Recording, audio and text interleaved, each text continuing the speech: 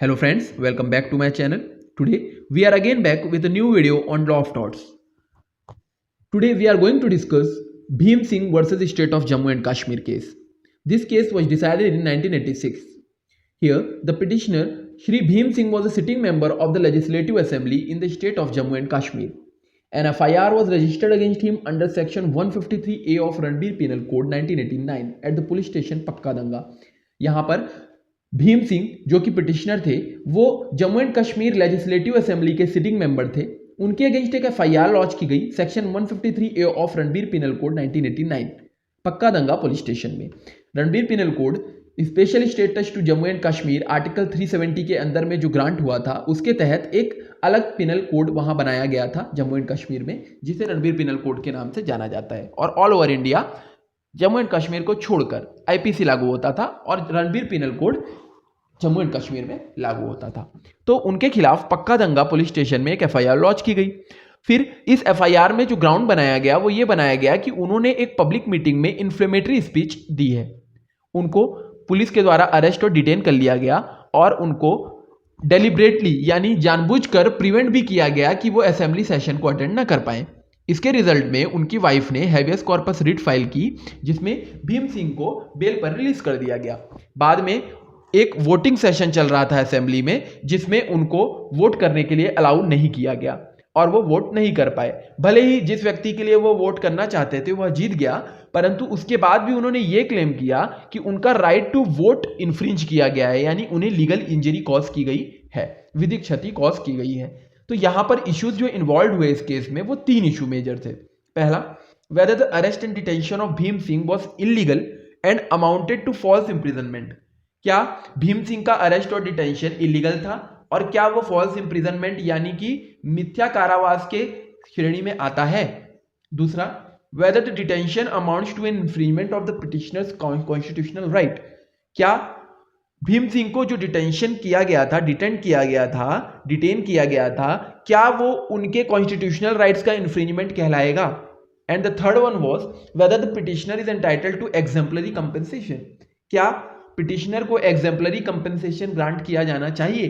ये तीन major issues इस केस में इन्वॉल्व थे। तो यहां पर कोर्ट ने जजमेंट देते हुए सुप्रीम कोर्ट ने यह कहा कि the petitioner was falsely imprisoned.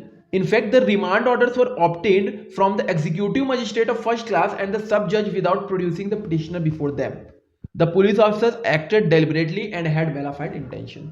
Supreme court ने कंक्लूड करते हुए यह कहा कि पिटिशनर को फॉल्स इंप्रिजनमेंट किया गया है, फॉल्सली इंप्रिजन किया गया था और इवन रिमांड ऑर्डर भी जो ऑब्टेन किए गए थे वो भी executive magistrate of first class और सब जज के द्वारा लिए गए थे बिना पिटिशनर को उनके सामने प्रोड्यूस किए। इसीलिए पुलिस ऑफिसर्स ने डेलिबरेटली और मेलाफाइड इंटेंशन से वर्क किया है यहां, इसलिए ये फॉल्स इंप्रिजनमेंट की श्रेणी में आएगा। और यह भी हेल्प किया गया कि false imprisonment and the non production of the petitioner before the magistrate were tantamount to infringement of petitioner's constitutional right. यानी यहां पर फॉल्स इंप्रिजनमेंट और पिटिशनर को मजिस्ट्रेट के सामने प्रोड्यूस न करना ये अपने आप में ही पिटिशनर के कॉन्स्टिट्यूशनल राइट्स का इन्फ्रिंजमेंट है। And he was completely deprived of his personal liberty, he had the knowledge of the restraint, there was the presence of malicious intent on part of the police officer and it was an unlawful act. और उन्होंने ये कहा कि उसे यानी भीम सिंह को उनके personal liberty से डिप्राइव किया गया था और उसके बाद पुलिस ने मैलिशियसली जो उन्हें डिटेन किया था वो मैलिशियसली किया था और ये मैलिशियस इंटेंट था और ये अनलॉफुल एक्ट के तहत आएगा।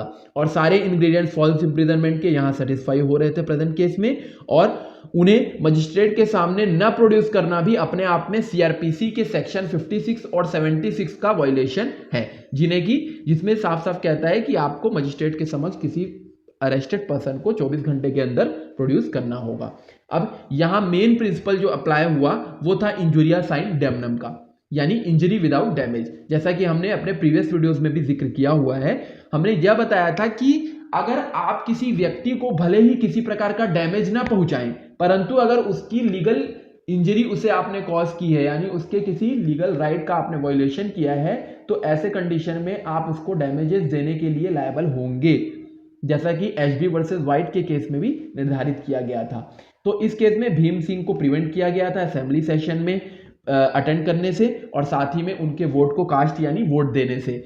Even though there was no damage cost as a candidate in whose favour he wanted to vote had won, यानी यहां पर भले ही उन्हें कोई डैमेज कॉज नहीं हुआ क्योंकि जिस कैंडिडेट को वो वोट देना चाहते थे वो जीत भी गया, लेकिन यहां पर उनके लीगल राइट का वायलेशन हुआ, इसीलिए उनको कोई एक्चुअल हार्म हुआ हो चाहे न हुआ हो उसके बावजूद भी वो एक्शन ला सकते हैं डिफेंडेंट्स के अगेंस्ट, और साथ ही में ये कह सकते हैं कि उनके कॉन्स्टिट्यूशनल राइट वायलेट हुए हैं तो उन्हें कंपेंसेशन ग्रांट किए जाए।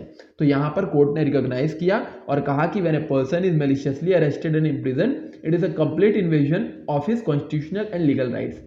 अगर किसी पर्सन को मैलिशियसली अरेस्ट और इम्प्रिजन किया जाता है तो उसके कॉन्स्टिट्यूशनल और लीगल राइट्स का ये वायलेशन है, और किसी पर्सन को पर्सनल लिबर्टी रिस्ट्रेन कर देना ये अपने आप में ही आर्टिकल 20 और 21 का वायलेशन है, prohibition against arrest and detention, और साथ ही में आर्टिकल 21 कहता है right to life and personal liberty, इन दोनों का ये वायलेशन है। Justice is not served by merely setting that person free, justice केवल उस पर्सन को फ्री कर देने से छोड़ देने से ही नहीं मिलेगा।